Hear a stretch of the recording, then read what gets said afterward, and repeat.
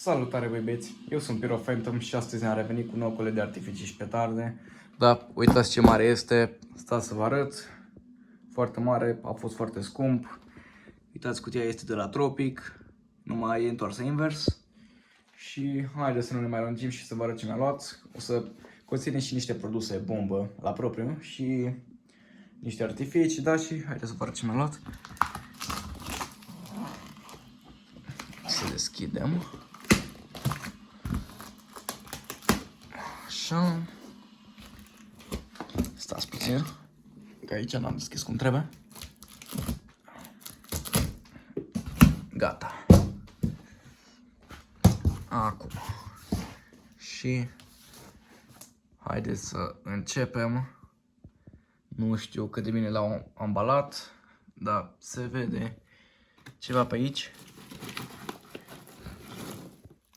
Un pachet de Explosion 1. Explosiv, nu Explosion. Da. Nu știu exact câte grame are sau nu văd acum. Categoria F2. Oare de cine este făcută? Dacă vedeți voi, să zice și mie. Așa arată, da. De Iorghe, aparent. Are 6,4 grame pe tot pachetul.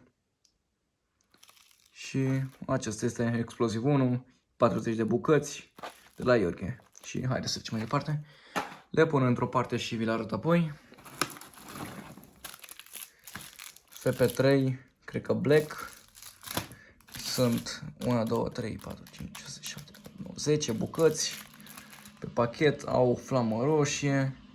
Categoria F4, da. Și haideți să vă arăt ce mai scrie pe ea. Să se vadă la cine este făcută. Tu de la Iorghe, aparent. Uitați aici, Iorghe. Deci ca niște FP3-uri normale, numai că cu flamă roșie. Și au, stați puțin să caut câte grame au. Că nu găsesc, nu-mi dau seama. Este puțin, cred că a fost rupt și mi l-a lipit cu scoci, dar nu contează. Dacă vedeți voi să scrie, sau unde scrie, îmi zice și mie în comentarii câte are, da? Deci, FP3 de la Iorghe, Black, 10 bucăți pe pachet, nu știu exact gramajul.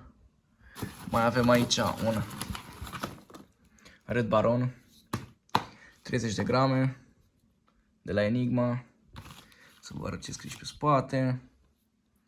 Categoria F4, da, 30 de grame și este făcut în, nu scrie. Da, deci, Red Baron de la Enigma, 30 de grame, uitați ce bine arată. Bubă mai tare ca Pyroboom 30, deși am înțeles că nici Pyroboom 30-urile nu se mai prea găsesc.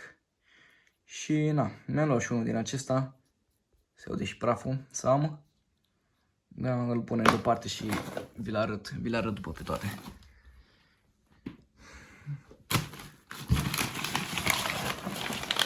Să vedem.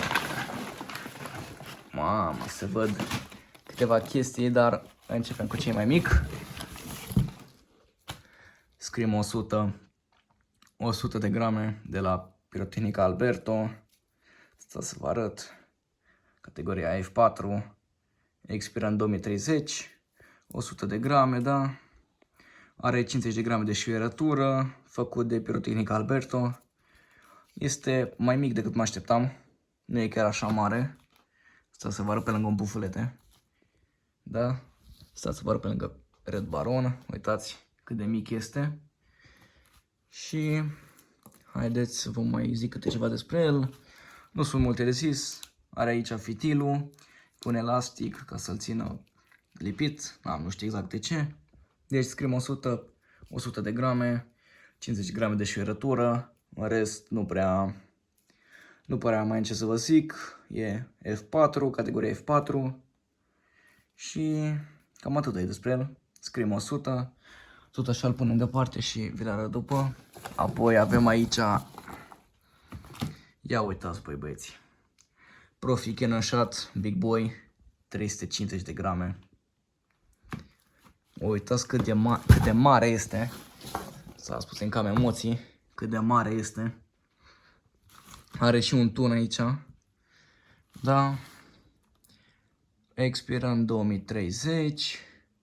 350 de grame. Să văd ce vă mai pot spune despre el. Păi nu prea cred că mai am ce să vă zic despre el. Numai vi-l mai arăt așa, da? Deci Profi Canon Shot Big Boy. 350 de grame. Stați puțin să-l iau așa. Uitați cât de mare este. Da. E foarte mare. Se simte praful. E și destul de grea.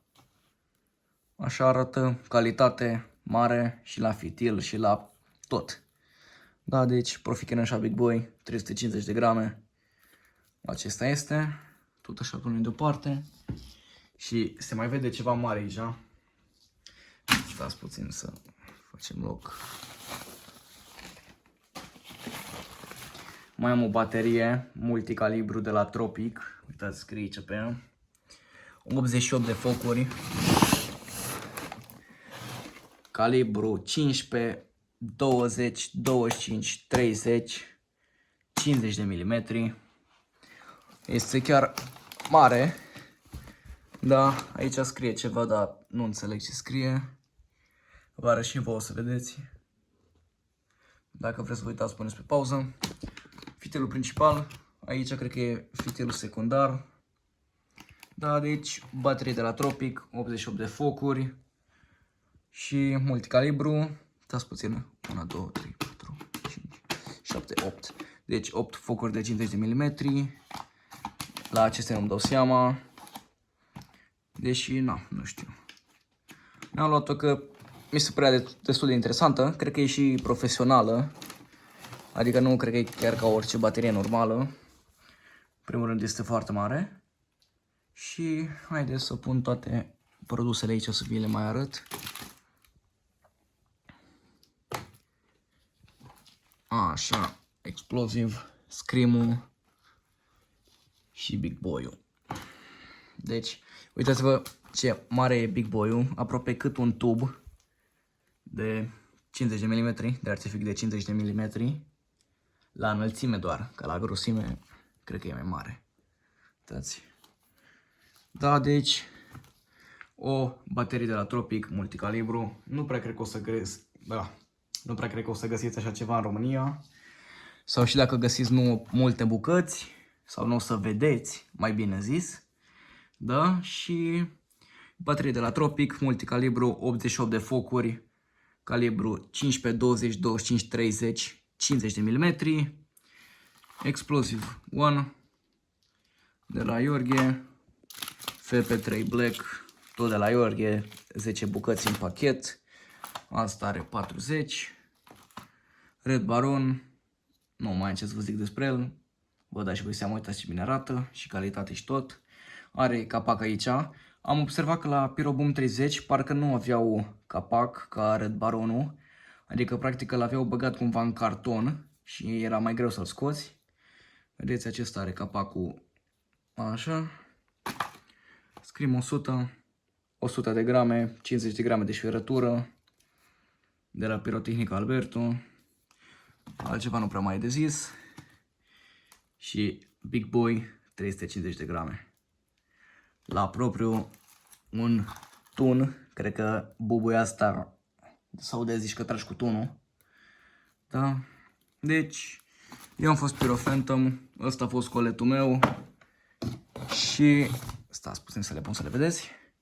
Deci eu am fost Pyro Phantom, ăsta a fost coletul meu și dacă vreți să vedeți mai multe videouri cu teste, colecții, colete, de toate, da?